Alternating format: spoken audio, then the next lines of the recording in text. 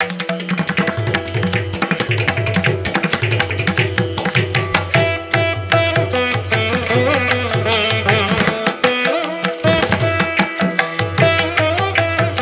everyone, myself Aditya Shinde, first professional BAMS student. Through this YouTube channel, I am gonna share with you the knowledge of Ayurveda. The topic for today's video is Tridosha. Doshas are the elements in our body which are responsible for the formation as well as destruction of our body. Before moving on in the topic, we will see what is Ayurveda. Ayurveda means knowledge of life. Ayu refers to life and Veda means knowledge. Ayurveda was passed on from Guru to Shishya verbally, but Agnivesh wrote a Samhita known as Agnivesh Samhita, and then Acharya Charak added his lines in it and named it Charaka Samhita. Same way Sushruta Samhita was also written, and then Acharya Vagbhat wrote his Samhita known as Ashtanga Hridayam.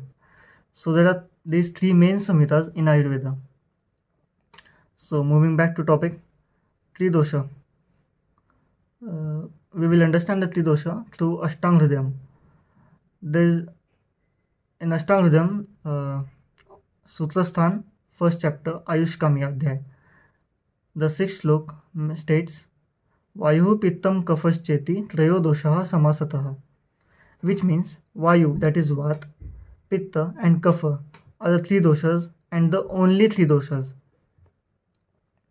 Actually, doshas are also formed, or we can say derived from the Panchamahabhuta.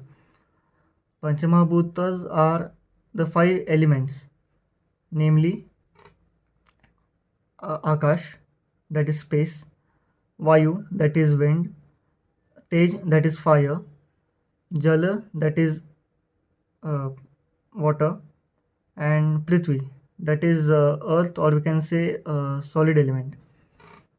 So, by the combination of Akash Mahabhut and Vayu Mahabhut, Vata dosha is formed. Through the Tej Mahabhut, Pitta dosha is derived, and through Jala Mahabhut and Prithvi Mahabhut, Kapha dosha is formed. So, this is how three doshas are formed from the Panchamahabhut. The next slok in Ashtanga Hridayam states, Vikruta Vikruta Deham Gnanti Te Vartayanti Cha,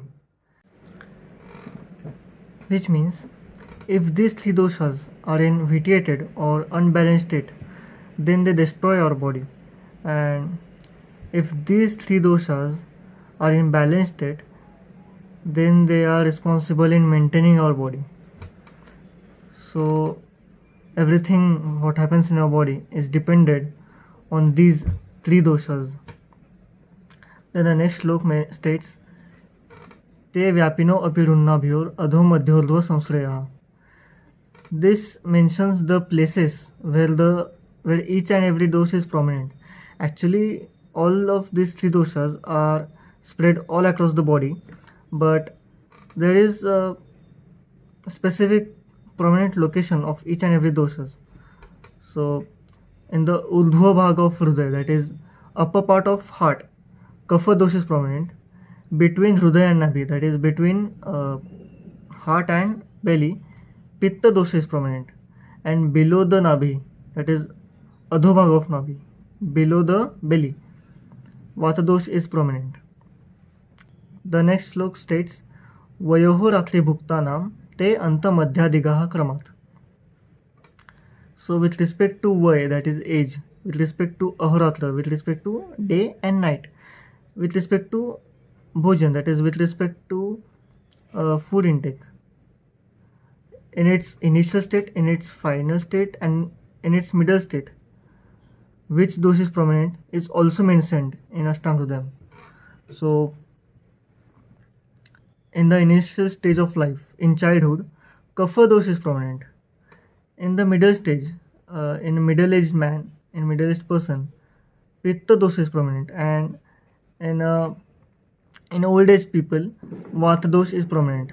So similar diseases are also seen in related persons. In childhood, mostly cough and cold is seen, which is related to kapha dosh. In middle-aged people, most commonly the digestion problems are seen, which is related to pitta dosh. And in old age people, the diseases like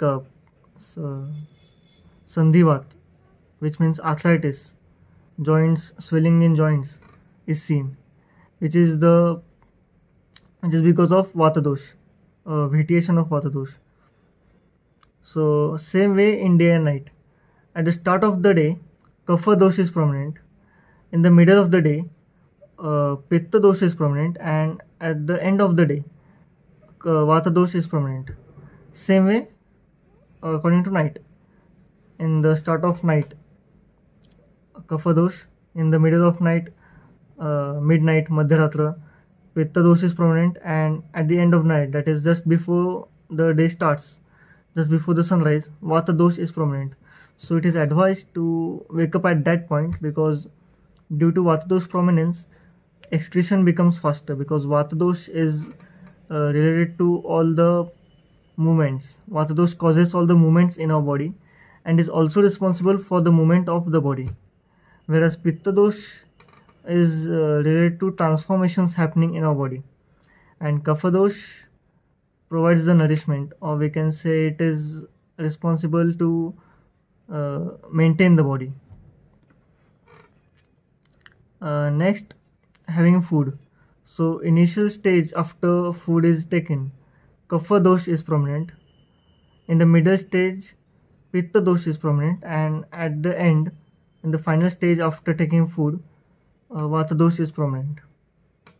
So the next shlok states, Bhaved Vishamas Tikshno Mandascha Agni Samay Samaha. This is the relation between three doshas and Agni. Agni is a different concept in its own way, but here we will take Agni as digestive fire. So here, if a person is vata dosh prominent, then his Agni will be Visham, that is, it will be unstable. So his digestion will also be unstable. Like sometimes his digestion will be fast, sometimes it will be slow. It is not, we can't say how it will be. It is unstable. In a pitta dosh prominent person, his Agni is tikshna, it is sharp. So digestion takes place fast.